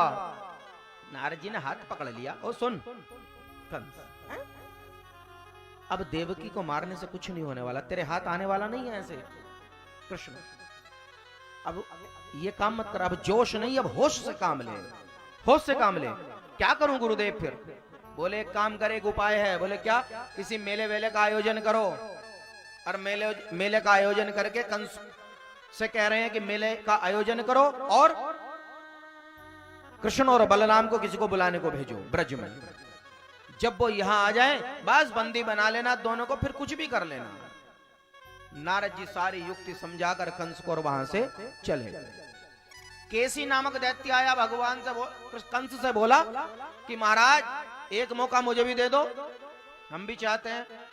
कंस ने कहा मान जा, तुझसे भी बड़े बड़े चले गए। बोले नहीं, मैं मार के आऊंगा। बोले तो जा। अब केशी नामक दैत्य जो है घोड़ा बनकर पहुंच गया, भगवान को जैसी मारने दौड़ा, भगवान ने एक मुक्का उसके मुंह में ही मार दिया, बिल्कुल अंदर, और बस उसे पटक कर वहीं पर मार दिया, उसका भी बद्ध कर दिया। कंस बोला आएगा ही नहीं तू, जा तेरा भी काम हुआ। अब कंस विचार कर रहा है कि किसे भेजू बुलाने के लिए, कौन हो सकता है ऐसा मथुरा में। तो भगवान के एक परम भक्त, भगवान के चाचा अक्रूर जी वो कंस को याद आ गए। कंस ने सोचा ओहो अक्रूर जी को भेजता हूं, जाओ अक्रूर जी को बुलाया जाए। कंस का दूत अक्रूर जी को बुलाने पहुंचे। अक्रूर जी से कहा जाकर महाराज कंस आपको याद कर रहे हैं। जैसे ही दरबार में प्रवेश किया, सब दरबारी खड़े हो गए, कंस खड़े हो गए। कंस ने आगे बढ़कर बड़ा अभिवादन किया, आइए आइए मित्र, तुम तो हमें बिल्कुल ही भूल गए हो। गृहीत्वा पाणिना पाणिम ततक्रुमवाचः, हाथ में हाथ डालकर कह रहा है कंस कि मित्र हमें भूल गए तुम। अक्रूर जी की धड़कन बढ़ गई कि इस नीच ने तो आज तक राम राम भी ना की, आज ये इतना बड़ा हाथ में हाथ डालकर क्या कहना चाहता है, हैं? जिसने आज तक ढंग से राम राम ना किया वो पास बैठा रहा है, कोई ना कोई तो कारण है। नवन नीच की अति दुखदाई, नवन नीच की, नीच आदमी की तो संगत भी बड़ी दुखदाई होती है। अक्रूर जी परेशान है। अब कंस ने बात रख दी, अक्रूर जी हम मेले का आयोजन कर रहे हैं और तुम्हें पता है कि हम कुश्ती के शौकीन हैं, पहलवानी के शौकीन हैं, और हमने बड़ा बलराम कृष्ण का नाम सुन रखा है, तुम उनके चाचा लगते हो और मैं चाहता हूं कि उन्हें बुलवाओ, उनसे हम कुश्ती देखना चाहते हैं। अक्रूर जी ने सोचा काल को घर बैठे ही बुला रहा है, हैं?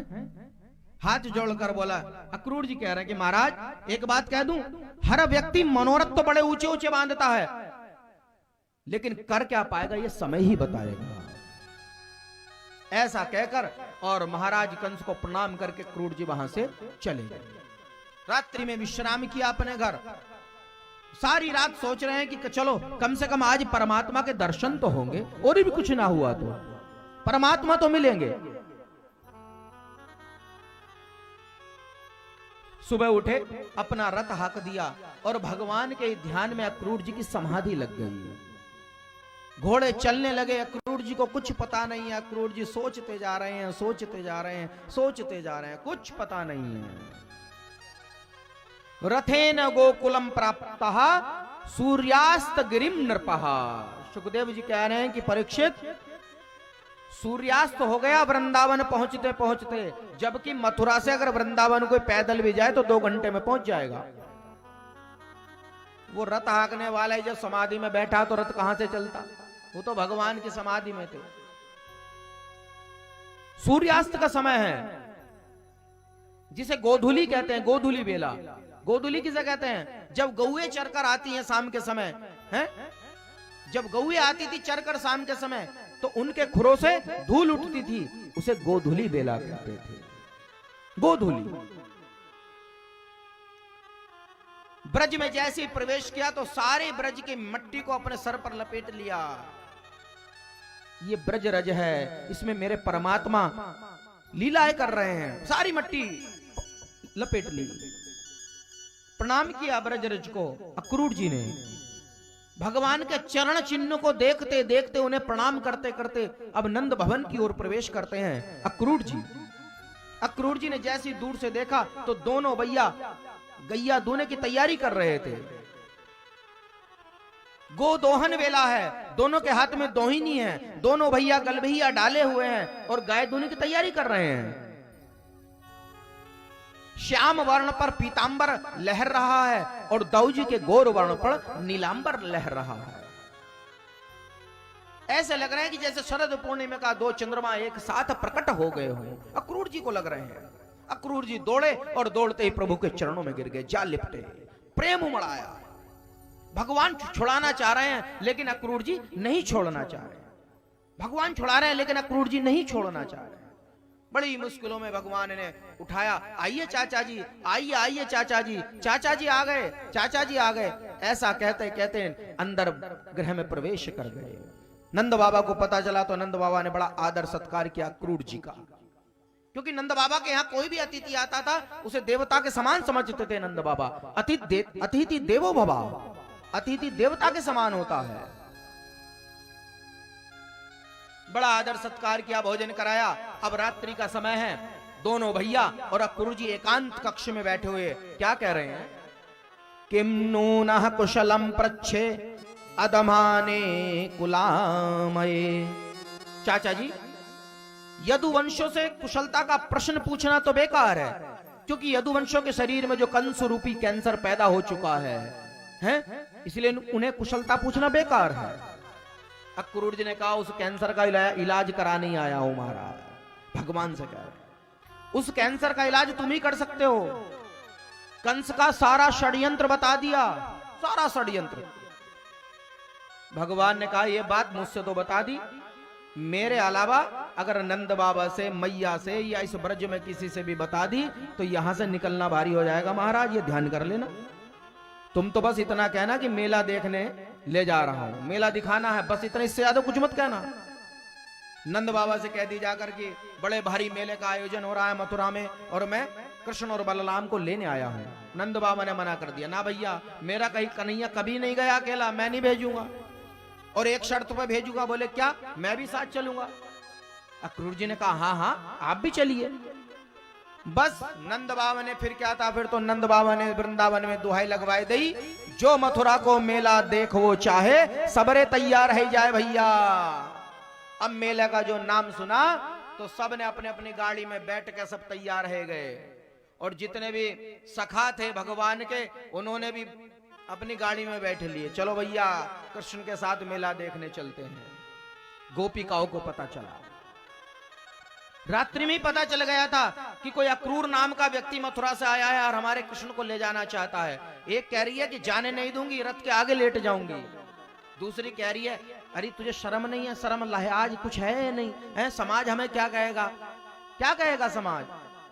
तो गोपी बोली, बहन जब अपने प्राण प्यारे ही जा रहे हैं तो लोक लाज भी चली जाए, इससे कोई फर्क नहीं पड़ता। जो प्राणों का प्यारा ही यहां से जा रहा है, जिसे हम प्रेम करते हैं, हमने प्रेम कर रहे हैं, किया है कन्हैया से, अब जब वो ही नहीं रहा तो फिर लोक लिहाज ही किस बात की रही? क्या समाज कहेगा? जो कहेगा कहने दे, फिर क्या रह भी क्या जाएगा? उसे संभाल कर हम करेंगे भी क्या? सारी गोपियां झुंड बनाकर प्रातः काल जैसे ही भगवान रथ में बैठना चाहते हैं और वो बैठ ही गए थे, सामने आकर खड़ी हो गई। रथ रोक लिया। कन्हैया कहां जा रहे हो? जाने नहीं देंगे। दाऊ जी तो नंद बाबा तो प्रस्थान कर गए थे अपनी बैलगाड़ी लेकर, और भी जो ब्रजवासी थे वो सब प्रस्थान कर गए थे लेकर, केवल और केवल दाऊ जी और कृष्ण और अक्रूर जी रह गए थे। इनका ही रथ रोक लिया। गोपियों की विकलता देखकर अक्रूर जी घबरा गए, भगवान की ओर इशारा कर रहे हैं कि सरकार क्या इशारा है? अब सरकार भी क्या करें इसमें, है? सरकार भी क्या कर सकते हैं? गोपियों को समझाने लगे भगवान। सांत्वयं मास सप्रेमैरासय इति दत्यकम। प्रभु विविध भांति समझा रहे हैं, लेकिन गोपियां नहीं मान रही हैं। बस भगवान ने अंत में कह दिया कि हे गोपिकाओं, क्यों परेशान हो रही हो? परसों को लौट आऊंगा, आज जा रहा हूं, कल मेला देखूंगा और परसों वापस आ जाऊंगा। परसों की जो बात सुनी, मात्र 2-3 दिन की जो बात कान में पड़ी, बस गोपिकाओं को एक आश जगी कि चल परसों लौट के तो आएगा कम से कम। और वो परसों का वायदा जीवन में कभी पूरा ना कर पाएगा, नहीं कभी जीवन में। परसों लौट आऊंगा तो एक गोपी कह रही है कि बहन जाने दे, हमारा कन्हैया कहीं नहीं गया है, मथुरा में कम से कम मेला तो देख आएगा। और कोई बात नहीं, ये 2 दिन की बात है, इसके बगैर जी लेंगे, रह लेंगे, जैसा भी रहा जाएगा। परसों तो हमारा कन्हैया आ जाएगा, जाने दे। रास्ता छोड़ दिया। भगवान ने इशारा किया, अक्रूर जी ने रथ को हाँक दिया।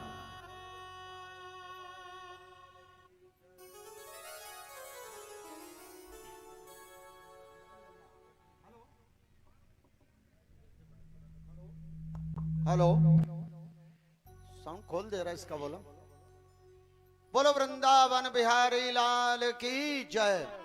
और खोल दे जरा सा। बड़ा सुंदर प्रसंग है। अगर किसी का धन ही चला जाए तो उसके वियोग में हम कितने रोते हैं, कैसी दशा हो जाती है। धन के जो नाशवान है, और किसी का प्राण धन जा रहा हो तो उसकी क्या दशा होगी। ब्रजांगनाओं के तो प्राण धन कन्हैया ही है। वो एक क्षण भी अपने से अलग नहीं होने देती थी कन्हैया को। और वो कन्हैया आज जा रहा है 3 दिन के लिए। जरा कल्पना करो हृदय में, घर से जब बेटी विदा होती है, सबको पता है कि लौट के भी आएगी, सबको पता है, ऐसा नहीं कि लौट के नहीं आएगी। लेकिन मैं समझता हूं कि उस समय में वहां खड़े हुए सभी स्त्री पुरुषों की आंखों में आंसू होते हैं। क्या ये प्रेम की पराकाष्ठा है। आज कन्हैया जा रहे हैं तो ग्वाले कहने लगे, कन्हैया सुनो, एक बात हमारी सुन के जाओ। जा तो रहे हो, जाओ, लेकिन सुनो। जा रहे हो, हाँ जी स्वर दिखा दो मार साहब। जा रहे हो तो जाओ, ब्रज छोड़ कर कान्हा, ब्रज छोड़ कर। ऐसा प्रेम कन्हैया नहीं पाओगे, हाँ नहीं पाओगे। जा रहे हो तो जाओ, ब्रज छोड़ कर हो कान्हा, ब्रज छोड़ कर। ऐसा प्रेम कन्हैया नहीं पाओगे, नहीं पाओगे।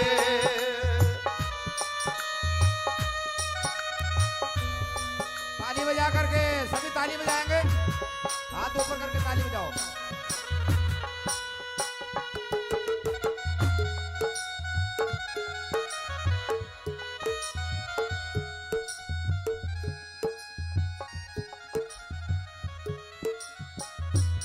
कह रहे हैं कि जाओ, लेकिन याद रखना कान्हा, ऐसा प्रेम नहीं मिलेगा तुम्हें वहां। वो लगाए कदम की बचपन के साथी सावरिया वो लगाए कदम की वो डालियां मेरे बचपन के साथी सावरिया कुंज कलियां बेटा कुंज कलियां कहानी तेरी गा रही ऐसी गलियां कन्हैया नहीं पाओगे हाँ नहीं पाओगे जा रहे हो तो जाओ ना ब्रज छोड़ कर हो गाना ब्रज छोड़ कर ऐसा प्रेम कन्हैया नहीं पाओगे नहीं पाओगे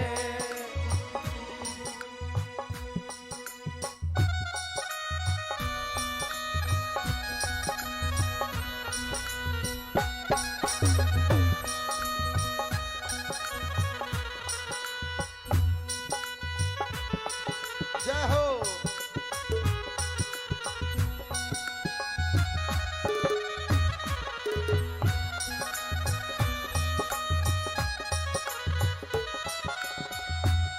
और कह रही हैं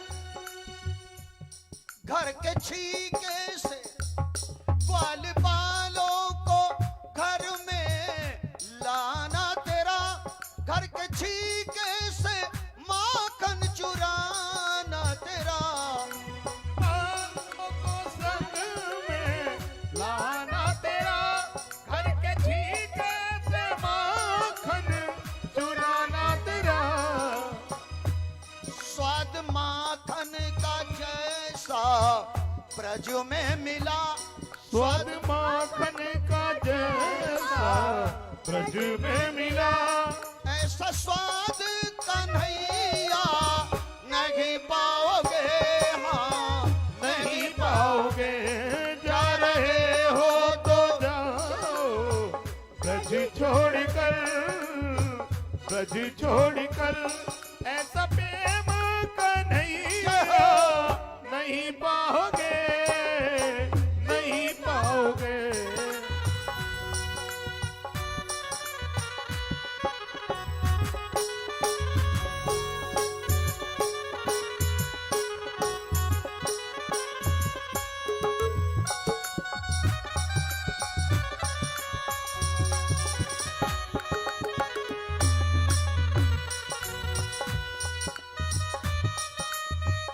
राधे राधे वो लगाए कदम की ये डारियां तेरे बचपन के साथी सवरिया वो लगाए कदम की ये डारियां तेरे बचपन के साथी सावरिया कुंज कलियां कहानी तेरी गा रही हाँ तेरी गा रही ऐसी गलियां कन्हैया नहीं पाओगे हाँ नहीं पाओगे जा रहे हो तो जाओ ब्रज छोड़कर कान्हा ब्रज छोड़कर ऐसा प्रेम कन्हैया नहीं पाओगे नहीं पाओगे बोलो वृंदावन बिहारी लाल की नहीं पाओगे कन्हैया चाहे जहां घुमाना मथुरा चले जाओ और कहीं चले जाओ लेकिन ऐसा प्रेम ऐसा माखन का स्वाद तो तुम्हें कहीं नहीं मिलेगा ये कह करके बेचारे सब गोप गोपिकाएं रोते हुए वापिस हो गए अद्भुत प्रेम देखकर गोपियों का अक्रूर जी के मन ही मन विचार कर रहे हैं। अक्रूर जी धन्य है ये गोपिकाएं, धन्य है इनका अद्भुत प्रेम, धन्य है तुम गोपिकाओं।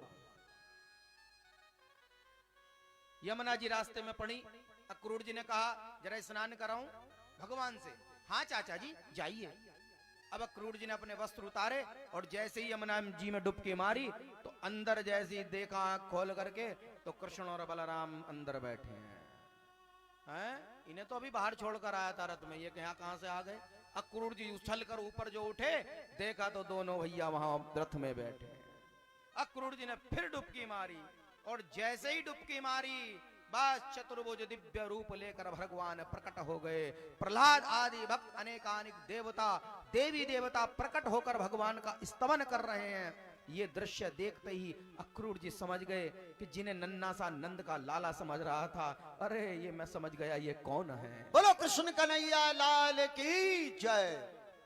बस अक्रूर जी वहीं अंदर भगवान का स्तवन करने लगे, प्रार्थना करने लगे कि प्रभु पहचान गया, आप समस्त जगत के कारणों को भी कारण साक्षात आदि पुरुष नारायण हैं। आपके नाभि कमल से ब्रह्मा जी प्रकट हुए हैं, जिन्होंने समस्त संसार की रचना की है। प्रभु, हे प्रभु, मेरा प्रणाम स्वीकार करो। भगवान का सुंदर स्तवन करके जैसे ही बाहर आए निकलकर, देखा तो दोनों भैया रथ में बैठे हैं। बस आंख फाड़ कर देखने लगे। भगवान बोले, चाचा जी आंख फाड़ फाड़ कर क्या देख रहे हो? तो अक्रूर जी हाथ जोड़कर बोले कि बस क्षमा चाहता हूं प्रभु, हैं?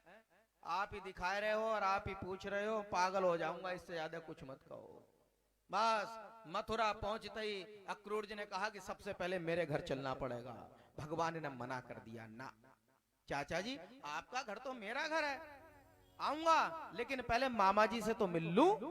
मना कर दिया। बिना बुलाए तो भगवान बस दो के यहां ही गए हैं, बिना बुलाए शबरी के त्रेता युग में गए हैं, या बिना बुलाए भगवान अब माधव नाम का एक, सुदामा नाम का एक माली है, उसके यहां जाएंगे बिना बुलाए। वरना तो सबने निहोरे करे, सबने हाथ जोड़े, हमारे यहां चलो, मना कर दिया, ना सुदामा नामक माली के यहां जाएंगे अब बिना बुलाए, या शबरी के यहां पहुंचे थे, वरना कहीं नहीं गए भगवान बिना बुलाए। एक पहर रात्रि का बचा था, तो नंद बाबा ने कहा, लल्ला बड़ी देर लगा दी, कहां रह गए थे? बाबा हमने देर नहीं लगाई, चाचा जी ने स्नान किया, इन्होंने देर लगाई है। अच्छा चल कोई बात नहीं, आराम कर लो। तो कन्हैया कहते हैं कि बाबा क्या मैं मथुरा घूमाऊं? नंद बाबा ने कहा, चुप, बिल्कुल ये तेरा ब्रज नहीं है, तू चलते आदमी को छेड़ता है, ये कंस महाराज का राज्य है। नालायक, अगर यहाँ तैने किसी को छेड़ दिया तो गड़बड़ ही जाएगी, यहीं रह, तू कहीं नहीं जाएगा। अब भगवान आए गए चक्कर में। देखिए कितना अंतर है। राम अवतार में भगवान कह रहे हैं विश्वामित्र जी से कि गुरुदेव अगर आपकी आज्ञा हो तो लक्ष्मण को मिथिलापुरी दिखा दूं। तो विश्वामित्र ने कह दिया, हाँ जाओ। आज स्वयं भगवान कह रहे हैं, बाबा क्या मथुरा घुमाऊं? ना ना ना ना, तू शैतानी बहुत करता है, चलते आदमी को छेड़ता है, तू नहीं जाएगा। अब भगवान बोले तो गारंटी खत्म हो गई भैया। भगवान ने दाऊ जी की ओर इशारा करा कि क्या करें, तो दाऊ जी ने कहा कि बाबा मैं साथ जाऊंगा कन्हैया के, और चिंता बिल्कुल मत करो, कोई शैतानी नहीं होगी, आपकी आज्ञा हो तो चले जाएं। बोले हाँ जाओ। भगवान ने कान पकड़ कर कहा, नंद बाबा ने भगवान का, कि देख अगर जरा सी भी शैतानी की और मुझे पता चल गया तो यहीं मारूंगा, चुप जाना और सीधे आना। भगवान बोले यूं गया और यूं आया, चिंता बिल्कुल मत करो, तुम देखते रहो अब क्या होना। दोनों भैया अब मथुरा में प्रवेश करते हैं। जैसे ही दोनों भाइयों ने मथुरा में प्रवेश किया, सारी मथुरा में हल्ला मच गया। ए भैया पूतना को मार बेवारो छोरा आए गया भैया, देख लो। कोई कहे कि 7 कोस का गोवर्धन उठाने वाला छोरा आए गया भैया। जो सुनता वही दौड़ा चला रहा है। धाय धाम काम सब त्यागी, मनहु रंक निधि लूटन लागी। सब अपने अपने काम छोड़कर महिलाएं देखने भग रही हैं भगवान को। जो जिस काम में लगा था सबने काम छोड़ दिया। कोई कह रही है कि हाय रे, 1.5 हड्डी का था ये तो बिल्कुल जरा सा, इसने कैसे पूतना मार दी होगी, और हमने सुनाई नन्हे से नहीं मार देती, अरे ये तो जरा सा ही है रे, इसने कैसे गोवर्धन उठा लिया। सब अपना विचार कर, भगवान अपनी तिरछी निगाह जैसे जिस पर मारते थे वो वहीं पर मुग्ध हो जाता था। तिरछी चितवन से परमात्मा तिरछी चितवन से सबको मुग्ध कर रहे हैं, सब देख रहे हैं। एक कह रही है मथुरापुर की बुढ़ी मां, ए लल्ला ये तेने कितने राक्षस मार दिए, हमने सुना तूने मारा कहां से, तू तो 1.5 हड्डी का दिख रहा है। भगवान बोले सब आपका ही आशीर्वाद है मैया, हम पे कुछ ना धरो। सारी चितवन चला दी पूरी मथुरा में, सब मुग्ध हो गए भगवान को देखकर। अब जितने भी ब्रजवासी भगवान के सखा थे वो बोले यार कन्हैया तेरी बड़ी जय जयकार है रही है भैया, क्या बात। तो कन्हैया ने कहा तुम्हें ना है पतो? बोले ना। अरे यहाँ के जो महाराज हैं, कौन? कंस। अरे वो मेरे बिल्कुल सगे मामा हैं। और तुम्हें पता है कि जब अपने मामा के यहाँ भांजा पहली बार जाता है तो उसका बड़ा स्वागत होता है। आज हम पहली बार आए हैं इसलिए हमारा स्वागत हो रहा है। श्री दामा बोला धत तेरे की है, गड़बड़ कर दी यार तेने तो। अगर तू वहीं ब्रज में बताए देता कि मामा जी के यहाँ घूमने चलना है तो बढ़िया बगलबंदी पहन के और चंदन थापक थैया चंदन लगाए के और इत्र फुलेल लगाए के और गले में माला डाल के जब चलते भैया हैं। और ये फटे पुराने पहन रखे यार, तेरी मामी क्या कहेगी, बेइज्जती कराए दी यार तेने तो, हैं? मामला गड़बड़ कर दिया। भगवान बोले काहे को नाराज हो रहा है, सब व्यवस्था है हमारे मामा जी के यहाँ, हैं? चिंता बिल्कुल मत करो, आगे देखते हैं हमारे मामा जी क्या कमी है कि किसी बात की। इतनी चर्चा मार्ग में कर रहे थे तो मूंछों पर ताव मारता हुआ कंस महाराज का धोबी आ रहा था, क्योंकि प्रधानमंत्री का चपरासी प्रधानमंत्री समझता अपने आप को। अब वो धोबी अपने आप को महाराज कंस समझता था, मूंछों पर ताव मारता चला आ रहा था। भगवान ने पीछे से कह दी मामा जी प्रणाम। अब वो देखे मेरे भांजे कहां से आए गए। उसने कहा क्यों भाई मैं तुम्हारा मामा कैसे लगा? बोले ओहो तुम जानते नहीं, यहाँ के जो महाराज कंस हैं वो हमारे मामा लगे तो भैया यहाँ के तो सभी मामा ही लगे हमारे, इसलिए हमने तुम्हें मामा कहा। ओहो तू कृष्ण है क्या? बोले हाँ। अच्छा और ये बलराम? बोले हाँ। अब पता है मुझे क्यों बुलाया है तुम्हें, मैं सब जानता हूँ। तो भगवान बोले भैया जब सब जानते हो तो ये जो कपड़ों की पुठरिया लेके जा रहे हो ना, ये हमारे ब्रजवासियों को दे दो भैया, ये पहन लेंगे। इतना जो कहा सुनते ही धोबी की आंख हो गई लाल पीली और क्रोध में तमतमा गया और भगवान को गाली देने लगा। गंवार कहीं के, जंगली कहीं का है, जंगलों में गाय को चराते चराते सारा जीवन व्यतीत हो गया। राजसी वस्त्र पहनना चाहते हो तुम राजसी वस्त्र पहनोगे? भगवान बोले अच्छा। बस भगवान ने सो एक थप्पड़ जो मारा धोबी के तो गर्दन अलग और धड़ अलग कर दिया, काम तमाम उसका। वहीं ब्रजवासियों ने जोर से जय जयकार कर दी, वाह भैया मजा आएगा भैया कन्हैया। भगवान बोले मजा बाद में आएगा, पहले कपड़े पहन लो ये। अब ब्रजवासी तो थे वो 7-7 साल के भगवान के सखाई थे सारे, और कपड़े थे वो 80-90 साल के बुड्ढों के। अब जो पहने तो भैया वो तो सहरे लटक रहे, उसमें सहरे ही ब्रजवासी ढक गए। ब्रजवासी बोले यार कमी रह गई भैया कन्हैया, ये तो बड़े ढीले ढाले लग रहे हैं भैया, हैं? अब जैसी मार्ग से जा रहे थे तो सारा रास्ता साफ करते जा रहे। बोले यार बड़ा वजन हो रहा कन्हैया, इसमें तो क्या पहना दिया यार, इससे तो पहले ही ठीक थे। भगवान बोले चिंता बिल्कुल मत करो, कुछ सोचते हैं इस बारे में भी। अब वहां पर एक दर्जी बेचारा मार्ग में अपनी दुकान पर बैठा था, सिल रहा था। उसने जो दूर से देखा बड़ी जोर से ऐसा बोला ये नया फैशन मथुरा में कहां से आ गया भैया, हैं? अब वो कूद कर दुकान से भगवान के पास गया, भगवान से जाकर बोला कि महाराज अगर आपकी आज्ञा हो तो इन्हें काट छांट कर बिल्कुल फिटिंग के कर दूं क्या? भगवान बोले तेरे मुंह में घी शक्कर भैया, यही तो चाह रहे थे इतनी देर से, कर दे जल्दी कर दे यार। बस सारे ब्रजवासियों के कपड़े काट छीट कर तुरंत 1 घंटे में तैयार करके दे दिए। अब जब सबने पहन लिए तो वो बोले वाह भाई वाह कन्हैया मजा आएगा भैया। अब लगे देख पक्के वाले ब्रजवासी, आनंद भयो भैया, ओए होए होए बड़े सुंदर लग रहे हैं भैया अब तो हम।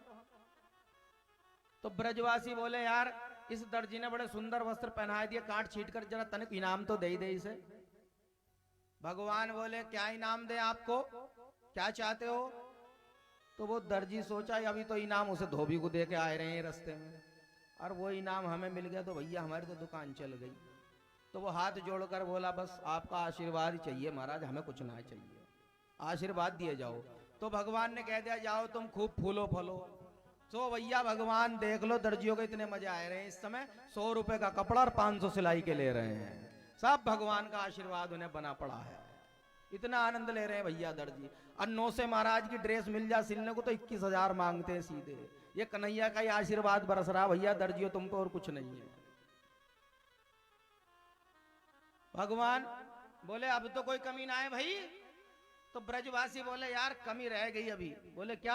अबे यार गले में माला और पड़ जाती तो पक्के ब्रजवासी लगते, क्योंकि ब्रज में जो ब्रज का रहने वाला है वो आज भी पहले माला खरीदेगा, फिर बिहारी जी को माला दिखाएगा और खुद पहनेगा दिखाकर। आज भी ये नियम है वहां का। ब्रजवासियों को चंदन और माला बड़ा प्रिय है। तो वो कह रहे हैं कि यार माला और डल जाती तो पक्के वाले हो जाते। भगवान बोले तो चिंता काहे को कर रहे हो, आगे को चलो देखते हैं। तो सुदामा नामक माली बेचारा भगवान का अनन्य भक्त था, बड़ा सरल स्वभाव का व्यक्ति और भगवान का अनन्य भक्त। भगवान का रात दिन जप करता था। भगवान अंदर ही प्रवेश कर गए बिना बुलाए। अब जब माली ने देखा कि परमात्मा पधारे हैं, बस वो प्रसन्न चित्त हो गया, आनंद आ गया, नाचने लगा। भगवान बोले भैया नाचिए तो तू बाद में, पहले एक काम कर दे, जितनी माला हो सारे हमारे इन ब्रजवासियों के गले में डाल दे। तो वो हाथ जोड़कर बोला कि प्रभु अगर आज्ञा हो तो एक माला पहले आपको पहना दूं। भगवान ने कहा हाँ पहना ही दे।